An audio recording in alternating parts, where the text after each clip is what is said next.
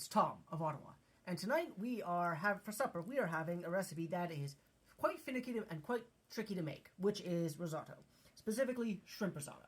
So, the last time I made risotto, I made a mess of it. I undercooked the rice, I overcooked other things, so this time I literally taped the recipe next to the stove, so I followed it step by step, made sure I had the right quantities.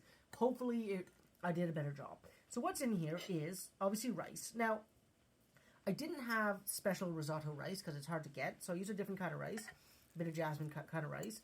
I also obviously have my shrimp. We got, this recipe calls for peas. It's also got garlic, onions, and then towards the end of it, so what you want to do, first of all, you cook your shrimp, and then you put your rice in, you put some vegetable broth, stir it up until the vegetable broth evaporates.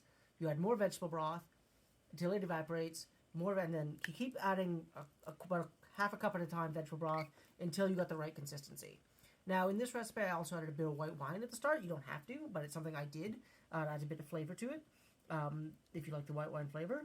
And then eventually, towards the end of it, once your rice is cooked up as much as it, up to your taste, then you add a bit of creaminess. So I added some butter and a little bit of cheese. Specifically, I used Bulgarian Sireni cheese because that's what I had.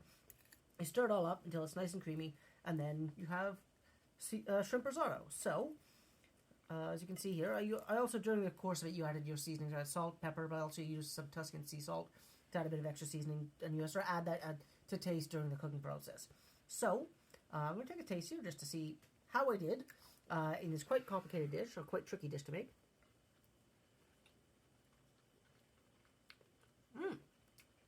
Much better than last time. The rice is still a bit al dente, but overall it's very, very better. Very good. The sharpness of the Bulgarian cheese really comes out. It's really, really good. I'm really quite proud of myself here. I'd say I was literally 50-50 about whether or not this would be good or not, but I'm really proud of myself. I'll link the recipe I used in the description of the video, because it is a bit of a complex dish to make. As I say, the recipe had 17 steps. Normally recipes I use have like 5 or 6 steps.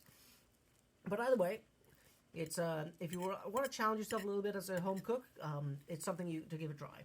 So it's Friday, so we're having a bit of a wine pairing. Now, the wine we're having is Santa Carolina Sauvignon Blanc. So I'm going to put the bottle up here.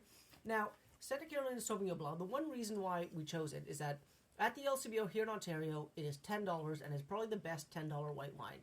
And one of the reasons why I'm okay with this, because I used 3/4 of a cup of this while cooking, so you don't feel guilty about cooking with $10 wine versus if you're cooking with $15 or $16 bottle of wine. And I just say, as far as $10 Sauvignon Blancs go, this one's actually easily the best.